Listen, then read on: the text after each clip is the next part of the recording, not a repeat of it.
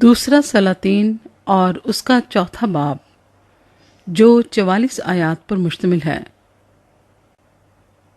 अलीशा एक गरीब बेवा की मदद करता है। और अंबियाज़ादों की बीवियों में से एक औरत ने अलीशा से फरियाद की और कहने लगी कि तेरा खादिम मेरा शौहर मर गया है, और तू जानता है कि तेरा खादिम खुदावंद से डरता था। सो अब कर्ज खा आया है कि मेरे दोनों बेटों को ले जाए ताकि वो गुलाम बने। अलीशा ने उससे कहा, मैं तेरे लिए क्या करूं? मुझे बता, तेरे पास घर में क्या है? उसने कहा कि तेरी लौंडी के पास घर में एक प्याले तेल के सिवा कुछ नहीं। तब उसने कहा, तू जा और बाहर से अपने सब हमसायों से बर्तन आरियत ले। वो बर्तन खाली हों और थोड़े बर्तन ना लेना। फिर तू अपने बेटों को साथ लेकर अंदर जाना और पीछे से दरवाज़ा बंद कर लेना, और उन सब बर्तनों में तेल उंडेलना, और जो भर जाए उसे उठाकर अलग रखना। सो वो उसके पास से गई और उसने अपने बेटों को अंदर साथ लेकर दरवाज़ा बंद कर लिया। और वो उसके पास लाते जाते थे और वो उंडेलती जाती थी। जब वो बर्तन भर गए तो उसने अपने बेटे से कहा, मेरे पास एक और बर्तन ला। उसने उससे कहा, और तो कोई बर्तन रहा नहीं। तब तेल माकूफ हो गया। तब उसने आकर मर्दे खुदा को बताया। उसने कहा, जा तेल बेच और कर्ज अदा कर, और जो बाकी रहे उससे तू और तेरे फर्जंद गुजरान करें। अलीशा और शोनीम की एक मालदार औरत। और एक रोज़ ऐसा हुआ कि अलीशा शोनीम को गया। वहाँ एक दौलतमंद औरत थी और उसने उसे रोटी खाने पर मजबूर किया। फिर तो जब कभी वो उधर से गुजरता, रोटी खाने के लिए वहीं चला जाता था। सो उसने अपने शौहर से कहा, देख, मुझे मालूम होता है कि ये मर्दे खुदा जो अक्सर हमारी तरफ आता है मुकद्दस है। हम उसके लिए एक छोटी सी कोठरी दीवार पर बना दें और उसके लिए एक पलंग और मेज और चौकी और शमादान लगा दें। फिर जब कभी वो हमारे पास आए तो वहीं ठहरेगा। सो एक दिन ऐसा हुआ कि वो उधर गया और उस कोठरी में जाकर वहीं सोया। फिर उसने अपने खादिम जहाजी से कहा कि इस शोनीमी औरत को बुला ले। उसने उसे बुला लिया और वो उसके सामने खड़ी हुई। फिर उसने अपने खादिम से कहा, तू उससे पूछ कि तूने जो हमारे लिए इस कदर फिक्रें की, तो तेरे लिए क्या किया जाए? क्या तू चाहती है कि बादशाह से या फौज के सरदार से तेरी सिफारिश की जाए? उसने जवाब दिया, मैं तो अपने ही लोगों में रहती हूँ। फिर उसने कहा, उसके लिए क्या किया जाए? तब जहाजी ने जवाब दिया कि वाकई उसके कोई फर्जंद नहीं और उसका शौहर बुढ़ा है। तब उसने कहा, उसे बुला ले। और जब उसने उसे बुलाया तो वो दरवाजे पर खड़ी हुई। तब उसने कहा, मौसम बहार में वक्त पूरा होने पर तेरी गोद में बेटा होगा। उसने कहा, नहीं, ऐ मेरे मालिक, ऐ मर्दे खुदा, अपनी लौंडी से झूठ ना कह।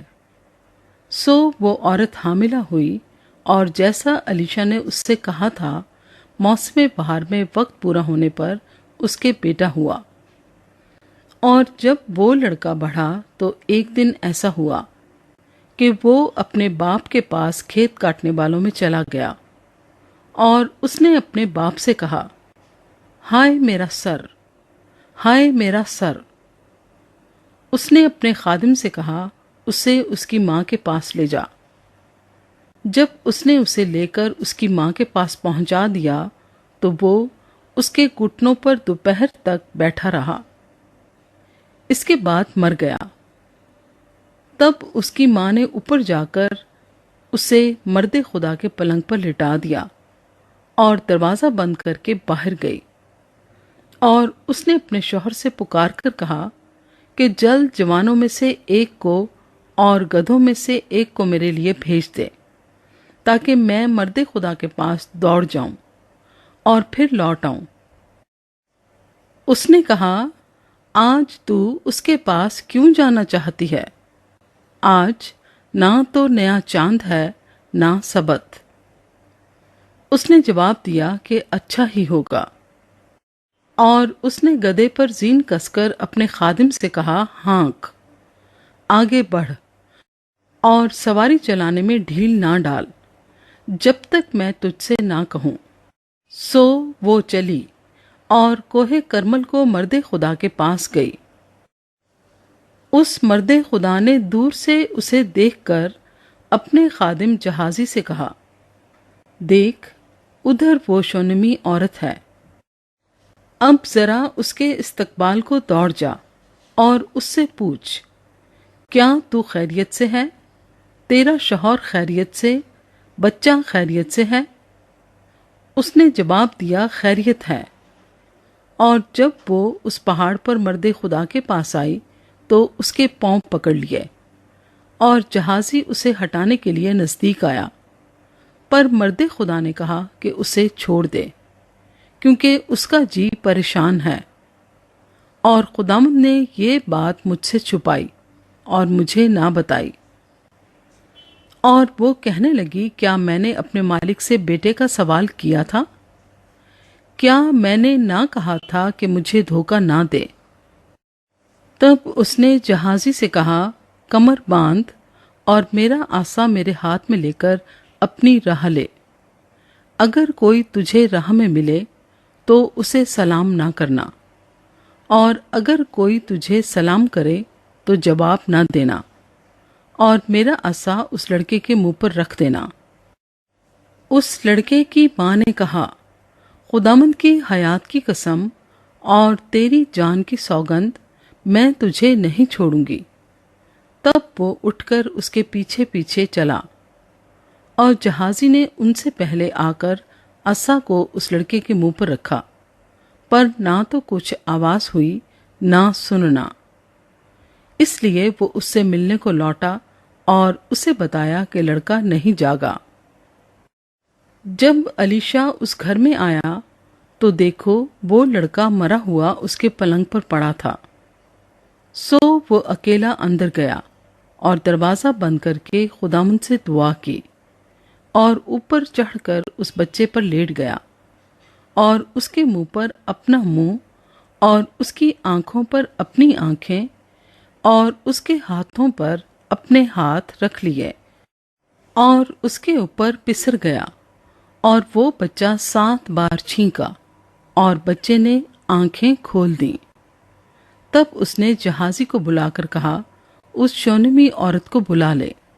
सो उसने उसे बुलाया और जब वो उसके पास आई तो उसने उससे कहा, अपने बेटे को उठा ले। तब वो अंदर जाकर उसके कदमों पर गिरी और जमीन पर सरनगू हो गई। फिर अपने बेटे को उठाकर बाहर चली गई। 2 और मौजज़े। और अलीशा फिर जिलजाल में आया और मुल्क में काल था और अंबियाज़ादे उसके हजूर बैठे हुए थे। और उसने अपने खादिम से कहा, बड़ी देग चढ़ा दे और इन अंबियाज़ादों के लिए लपसी पका। और उनमें से एक खेत में गया कि कुछ तरकारी चुन लाए। सो उसे कोई जंगली लता मिल गई। उसने उसमें से अंदरायन तोड़कर दामन भर लिया और लौटा और उनको काटकर लपसी की देग में डाल दिया, क्योंकि वो उनको पहचानते ना थे। चुनाचे उन्होंने उन मर्दों के खाने के लिए उसमें से उंडेला। और ऐसा हुआ कि जब वो उस लपसी में से खाने लगे तो चिल्ला उठे, और कहा, अय मर्दे खुदा, देग में मौत है। और वो उसमें से खा ना सके। लेकिन उसने कहा कि आटा लाओ, और उसने उसे देग में डाल दिया और कहा कि उन लोगों के लिए उंडेलो ताकि वो खाएं। सो देग में कोई मौजर चीज बाकी ना रही। और बाल सलीसा से एक शख्स आया और पहले फलों की रोटियां यानी जौ के 20 गर्दे और अनाज की हरी हरी बालें मर्दे खुदा के पास लाया। उसने कहा, इन लोगों को दे दे ताकि वो खाएं। उसके खादिम ने कहा, क्या मैं इतने ही को 100 आदमियों के सामने रख दूं? सो उसने फिर कहा कि लोगों को दे दे ताकि वो खाएं, क्योंकि खुदामंद यूं फरमाता है कि वो खाएंगे और उसमें से कुछ छोड़ भी देंगे। बस उसने उसे उनके आगे रखा और उन्होंने खाया, और जैसा खुदामंद ने फरमाया था उसमें से कुछ छोड़ भी दिया।